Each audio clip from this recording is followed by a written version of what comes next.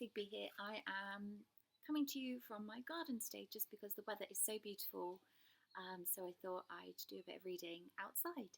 I've got my sunglasses on. I am sat in my deck chair. I hope that you are all safe and well and that you are ready for chapter 5 of The Royal Rabbits of London, The Hunt for the Golden Carrot. Let's get started straight away. Shiloh and his mother wandered deep into the forest. A dragonfly with iridescent wings darted through the shafts of light that pierced the leaves above them. Shiloh thought how beautiful the forest was. However, it wasn't long before its beauty was ruined by a musty, pungent smell of dirty rabbits. It wasn't unpleasant. In fact, after the strong foxy smells at the Fox and Fox, it was really quite appealing to Shiloh. Then he heard the twang of a banjo and a whining voice singing, "Rabbits, rabbits, follow me, follow me." Then many other voices joined in tunelessly. "What is that?" Shiloh asked. The voices grew louder and he began to notice clothes hanging on bushes and empty sacks of grain discarded among bottles of apple juice and rotting vegetables. Wasps buzzed around the rubbish and Shiloh edged away. He had once been stung on the nose by a wasp, and it had grown so red and swollen that it had looked as if his snout had sprouted a tomato. He was keen to avoid that happening again. "You've seen enough. Come," said his mother, turning round, not wanting Shiloh to get too close. But the little rabbit was curious. He crept nearer to where the music was coming from. "Shiloh," his mother insisted, but it was too late. "Hi, Mama, come join us," came a voice as soft and silky as a breeze. Mrs. Tawnytail froze, but Shiloh stepped out of the trees and into the clearing.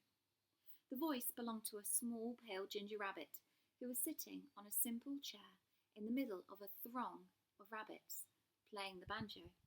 The rabbit was wearing a multicoloured patchwork coat that reached to the ground. His fur was shaggy like a lion's mane and tied into a bun on the top of his head in a style that rabbits call a bun-bun. Unlike the rabbits Shiloh was familiar with, this rabbit had floppy ears that hung down either side of his face, decorated with lots of metal earrings. He had large amber-coloured eyes and a small mouth, and when he smiled, Shiloh saw that some of his teeth were gold and that he was also missing one of the front two. "Thank you," said Shiloh's mother tightly, stepping up beside her son. "But we should be getting home." Shiloh saw that Maximilian and Elvira were among the group of rabbits who crowded round the ginger rabbit. Although they looked astonished to see him, it quickly became obvious that they did not want him and their mother to spot them. They shuffled to hide behind the other rabbits, and Shiloh pretended he hadn't noticed them and looked away. "Hey, bro," said the ginger rabbit in a strong American accent, looking directly at Shiloh. "Come join us. Everyone's welcome here." A wiry little weasel stood up and puffed out his chest with self-importance.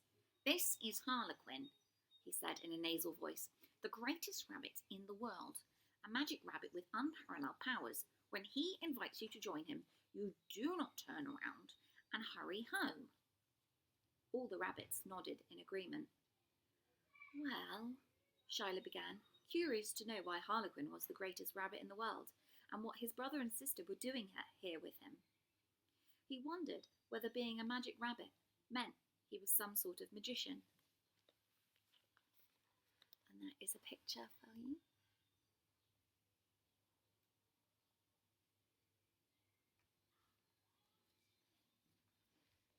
"No, thank you," said Shiloh's mother firmly. "We really must be getting home."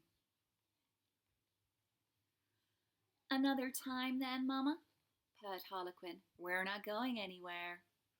"No, we're not," agreed the weasel. "This is our home now." Shiloh and his mother walked off into the forest and the music started up again, floating on the breeze in a hypnotic chant. "There's something very worrying about Harlequin and his band of followers," said Mrs. Tawnytail, who rarely said a bad word about anyone, not even tiresome, ill-mannered rabbits. And I'm not just talking about the piercings and the smell of unwashed bodies. They're very lazy and don't want to work, which is why young rabbits who know no better join them. They laze about all day, listening to Harlequin play the jambo, just taking what they need. Have they built a warren? Oh no, they're much too lazy for that, and the elders say they've been stealing from our stores of grain and corn, which we need for the winter months. It's all very well doing nothing all summer, but when the winter comes and they have no proper homes to stay warm in and no supplies to eat, they'll find themselves in trouble. If they steal all of our supplies too, we'll be in trouble. Perhaps they'll move on when the colder weather sets in, Shiloh suggested helpfully. I'm afraid the elders think they're here to stay, said Mrs. Tawnytail anxiously. The trouble is, Maximilian and Elvira have joined them. You saw how they hid a moment ago. They think I don't know, but I do. She frowned.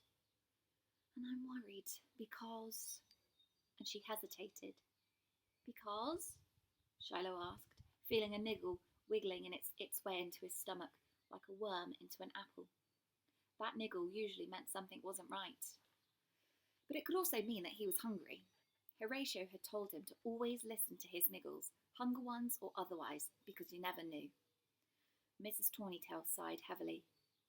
Maximilian believes everything Harlequin tells him, and will do whatever Harlequin wants him to do.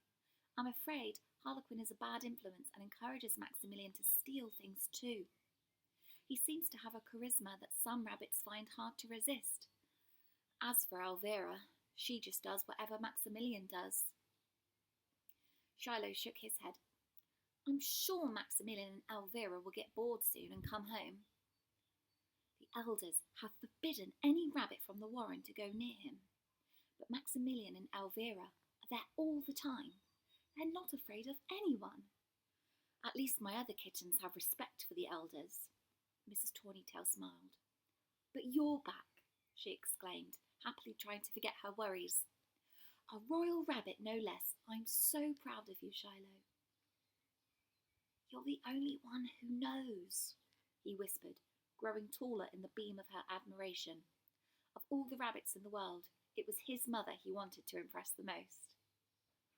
I keep the medal you sent me in a special drawer in my bedroom. I treasure it. I always believed in you, Shiloh. I'm pleased that you finally learned to believe in yourself. Shiloh put his paw in hers, and they hopped home together. And that's the end of chapter 5. So we've met the very interesting Harlequin, who is a bit of a hippie rabbit, really. He's rocked up, he's set up in the forest, he's playing his banjo, and he seems to have gathered some followers from the warren, including one of Shiloh's brothers and sisters. So that's very interesting. I wonder what will happen next. We still don't know anything about golden carrots, so who knows when that will come in. I won't be doing a video for Saturday and Sunday, but I will be back on Monday with chapter 6. So make sure you share this video and you tell all the other children in rabbit class about it, and I hope that you have a lovely weekend. Stay safe. Hopefully the weather will be as lovely as it is today, and I will see you all on Monday. Bye.